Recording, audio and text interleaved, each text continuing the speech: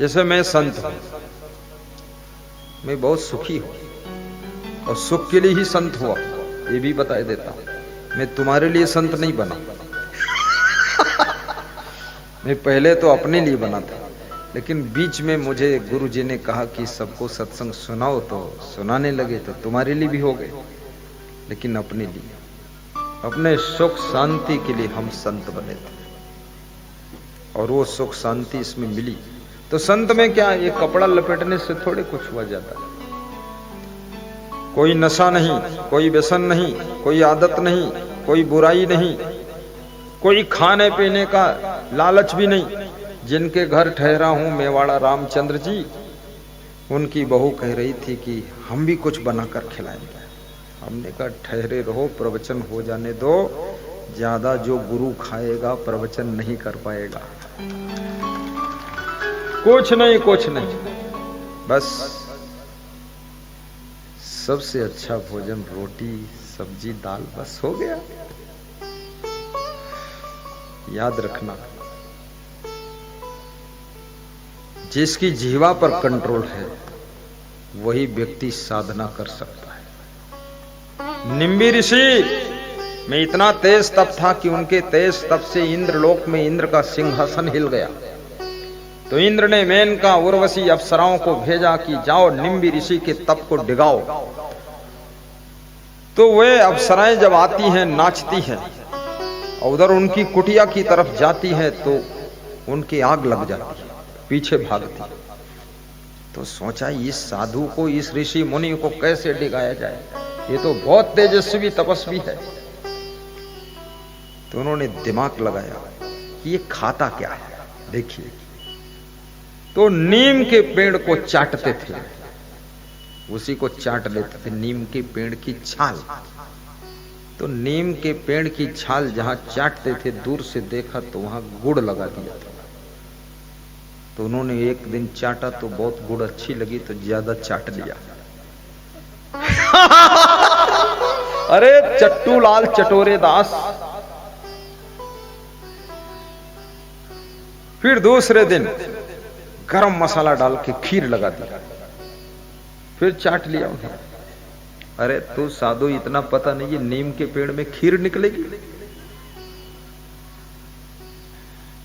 ऐसे ऐसे खाद्य पदार्थ हैं जिनको खाने से आपका मन बेहद चंचल हो सकता है, आपकी इंद्रियां बेहद चंचल हो सकती है। इसलिए आहार विहार पर संयम रखने के लिए भगवान कृष्ण ने कहा है, यदि आपको संयम से रहना है तो वह आहार ग्रहण करो जिससे मन भी और इंद्रियां भी शीतल रहती है। ऐसा वैसा मत खाओ। धीरे धीरे उनका मन डावाडोल हुआ। उन्होंने कहा कौन है जो मौन है, ये नीम के पेड़ में क्या लगाकर चला जाता है, जरा वो प्रकट हो जाए। तो आवाज आई दूर से, हे मुनिवर, आपके सामने आने से हम भस्म हो जाएंगे। बोले मैं भस्म नहीं करूंगा। वो सामने प्रकट हुआ। मुनिवर का मन डावाडोल होने लगा और मुनिवर धीरे धीरे डगमगा गए और मुनिवर से वे गृहस्थ हो गए। बस जय राम जी की हो। इसलिए फिर बहुत दुखी हुए, फिर दुखी हुए तो फिर त्याग किया, फिर साधना शुरू किया।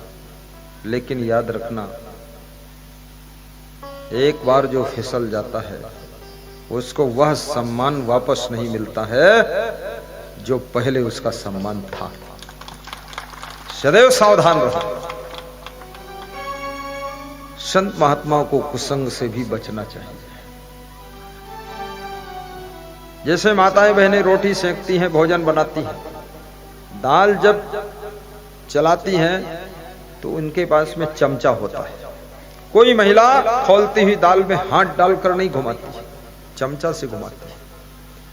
और चावल को पलटना है तो करछुल से, करछुल बोलते ना, करछुला करछुल जो बोले। और पूड़ी निकालता है तो छन्नी से, और रोटी चिमटा से। ये क्यों है चिमटा, करछुल, छन्नी, छन्ना और ये चमचा? क्यों है? हाथ जल जाएगा। ऐसे ही संयम नियम का चिमटा लेकर के साधु संत को ज्ञान की रोटियां सेक करके पूरे समाज को तृप्त करना चाहिए, लेकिन संयम नियम का चिमटा प्रयोग करना चाहिए। अपने आप को बचाकर भी रखना चाहिए। ये खुला इसलिए कह देता हूं ताकि लफंगे साधु की पोल खुल जाए। क्योंकि आप साधु का परिभाषा जानते नहीं, इसी में बहुत ठगा गए लोग। जो आदमी गधी और गाय में अंतर नहीं समझता है,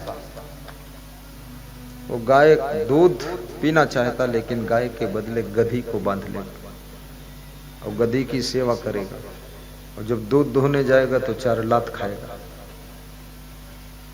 4 पैर का हर जानवर गाय नहीं होता है, गधी भी होती है, बैल भी होता है, घोड़ा भी होता है।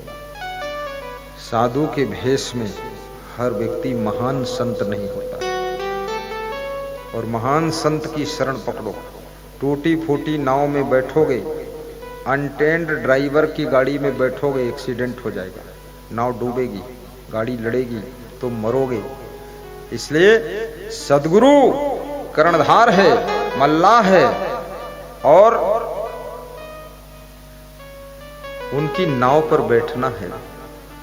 तो जरा ये देख लेना कि हमारा सदगुरु कितना कंप्लीट है। कर्णधार सदगुरु दृढ़ नावा, दुर्लभ साजे सुलभ करि पावा। कर्णधार सदगुरु दृढ़ नावा। कर्णधार सदगुरु कर्णधार। ज्ञान नौका है, सबको भवसागर से पार करने वाले। तो जिनके चरण कमल रूपी हो, और जिनका मुख कमल हो, नयन कमल हो, हृदय कमल हो, कर कमल हो, पद कमल हो, और जीवन ही कमल हो, ऐसे गुरु की भक्ति करने से सब तीर्थों का फल घर बैठे प्राप्त हो जाता है। ये शिव जी कह रहे हैं, गुरु भावा परम तीर्थम सर्व तीर्थमयम देवी श्री गुरु चरणाम्बुजम। और तीर्थ स्नान का फल पाना चाहते हो तो एक चीज याद रखना, सर्व तीर्थेषु वा स्नानम सर्वभूतेषु च आर्जवम उभे तेते समय शातम आर्जवम वा विशिष्यते।